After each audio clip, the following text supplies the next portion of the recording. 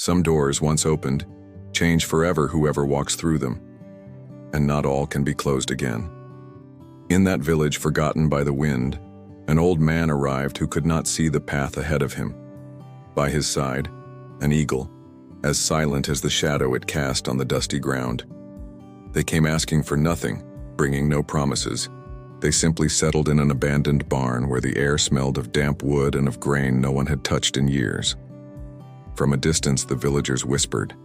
Some said he knew ancient secrets, others swore he spoke with the sky. But the old man never answered, and the eagle, still in the dark, seemed to be watching something no one else could see. There, in that strange presence, a question began to burn in everyone's chest. What would happen if someone dared to cross that door? For days, the old man remained inside the barn, as if the world outside had nothing to offer him. The eagle, however, would leave at dawn, draw slow circles in the sky, and return with the same fixed gaze, as if measuring the distance between a danger and a miracle. Inside, the air smelled of dust and old oil. The chill of dawn slipped in through narrow cracks, scraping the skin like a memory.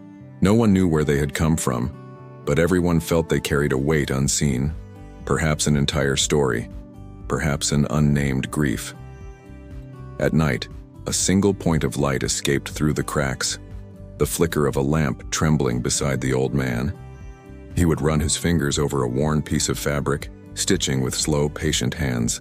There was patience in every stitch, and that patience asked for no company. And yet those who passed by felt a deep unease, as if that silence held a lost key. It was on a gray afternoon, when the wind carried dust from far away, that a farmer decided to go in. The sunburnt lines on his face could not hide the weariness that came from within. There was in him the feeling of being trapped inside himself, like an animal confined to a yard too small. The eagle noticed him first. It spread its wings slowly without flapping, simply filling the air, like a door closing to protect what was inside.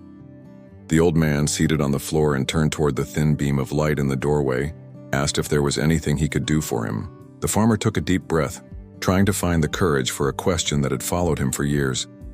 He wanted to know how to open the doors of heaven, and how to close the doors of hell. As he spoke, the fabric the old man was sewing slipped from his hands and fell to the ground. The sound of it touching the wood seemed more important than any word spoken. The old man did not rush to pick it up.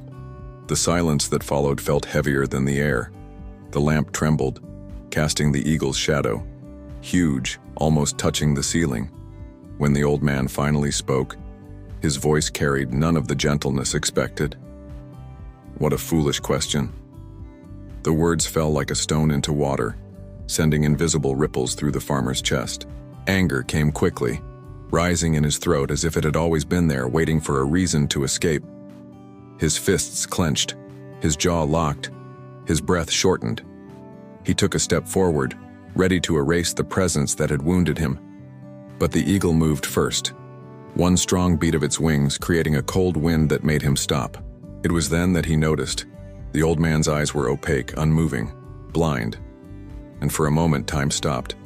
The fabric still lay on the ground, as if waiting for another hand to lift it.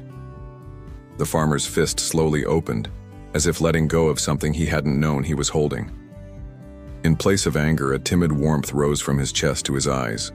Not quite a tear, only the dampness of someone suddenly small before something greater. He bent down, picked up the fabric, and folded it carefully before returning it. The old man held it for a moment, feeling the unfinished seam, and then said, "Anger opened for you the doors of hell." A long pause. "Compassion opened for you the doors of heaven."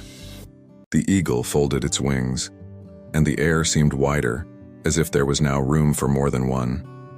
The farmer did not return home with answers carved in stone.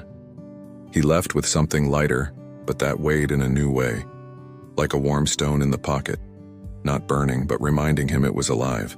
As he walked down the dirt road, the distant sound of the eagle's wings followed him. It seemed to set the rhythm of his breath. Each step opened a space within him, and in that space grew a different kind of silence, one that asked for no explanation. When he reached his own door, he realized that anger so familiar was not waiting for him there. In its place was the sense that if he cared for it, he could recognize the doors of heaven and hell in every gesture, in every word. Perhaps heaven was not a faraway place, but the way one chooses to look at another living being. There are doors that open without keys and close with a single glance. Anger is the fist that pushes you into darkness. Compassion is the open hand that lets the light through. In the village, the barn returned to its silence. The eagle flew alone over the fields, disappearing on the horizon. The farmer watched it until it vanished, and understood that its flight was now his own. If anger ever knocks at your door, do not open it right away. First, touch your chest with your open hand and breathe until you feel there is space for more than one inside you. Keep this phrase as a key. What fits in silence, fits in heaven. If this story has found a place in you, leave a single dot here. It will be your closed door to what does not deserve to enter.